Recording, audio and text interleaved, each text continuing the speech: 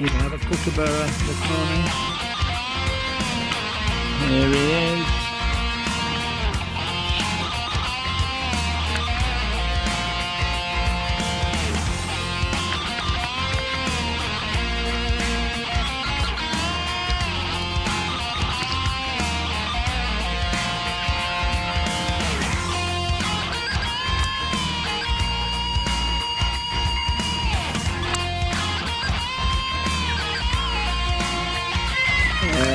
A kookaburra very close to us in the tree,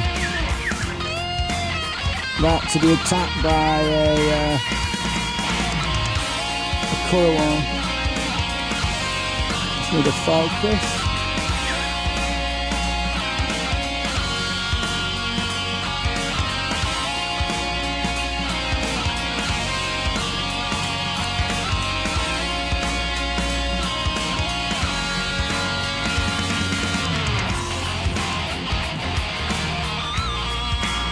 I had an incredible experience in New Zealand in approximately 2003, which I want to share with you guys. And it was the arrival of a Hebrew fire letter.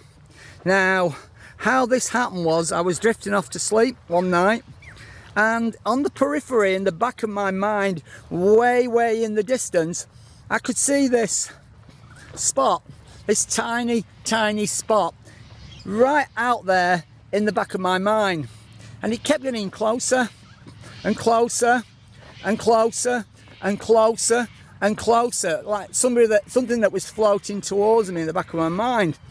And I could actually see that it was something that was light on fire. It's the only way to describe it. It was moving flames, and it got closer and it got closer, and it got so damn close. It was right in front of my eyes, here. The back of my mind, it was here. And then it actually entered at this point. So it actually came inside me. So in actual truth, it was external to me, but I was seeing it with my spirit eyes. I wasn't seeing it with the human eyes, I was seeing it with the true eyes, the spirit eyes. But then it entered into my physical body. And then when it entered my physical body, it was like I was on fire. And all I can describe it was ecstasy, emotion, pain, everything was rolled into one. And it was this purple fire letter. And I could see it within myself, and it was just part of me. It became part of me.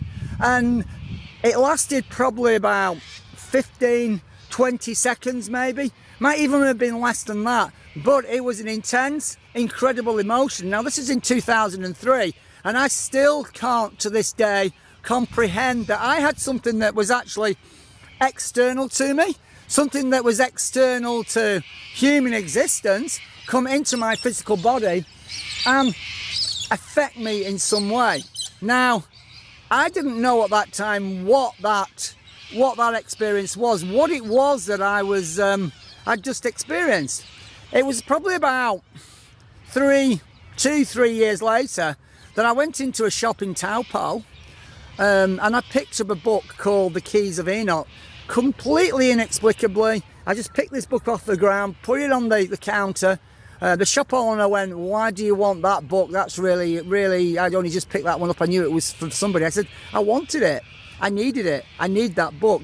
Anyway, as I'm going through this book is going on about these fire letters, these Hebrew fire letters, and these, what they call these burning yods that enter through your third eye and transform your physical body.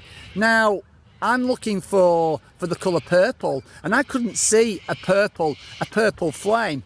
But when I actually did the research, there's a blue and red flame, which is a transformative healing vibration. And I went, wow, oh my God, that was exactly what it was that I had going into me, because obviously blue and red makes purple.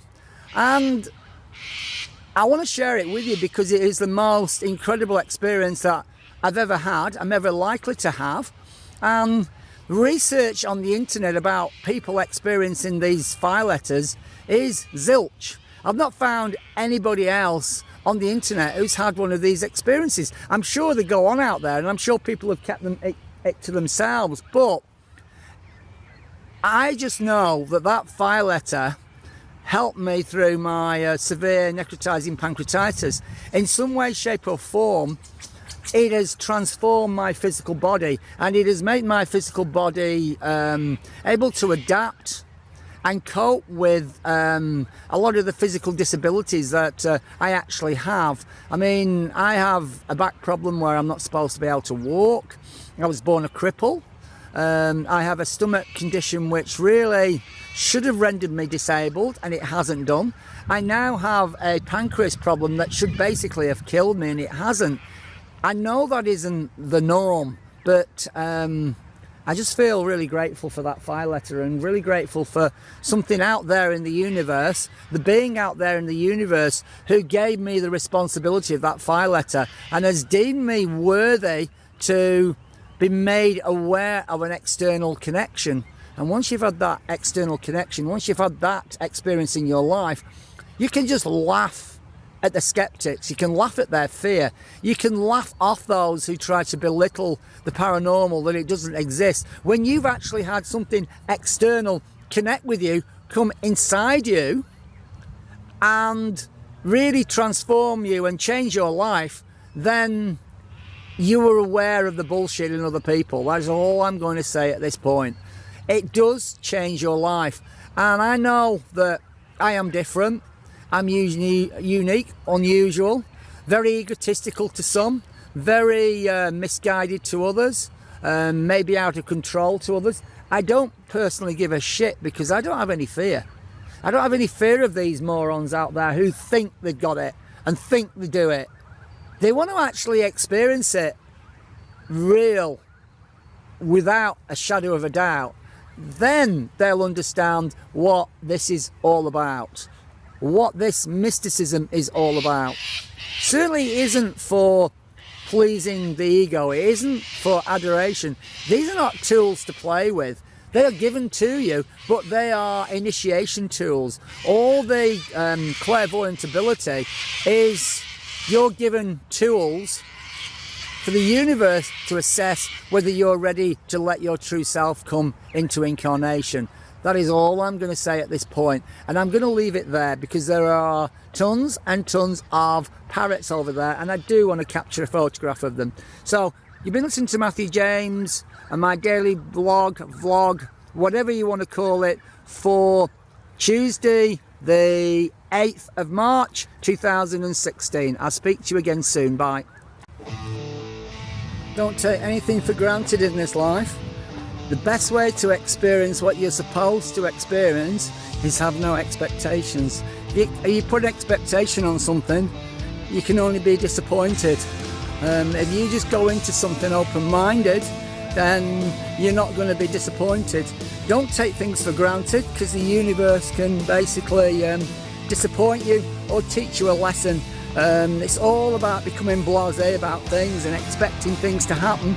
The universe can teach you a valuable lesson and really change things just to teach you that lesson. And the lesson is don't take things for granted. Don't have expectations. Life is an adventure. It's not a combat. It's not supposed to be a war. It's supposed to be an adventure. I will leave you with that.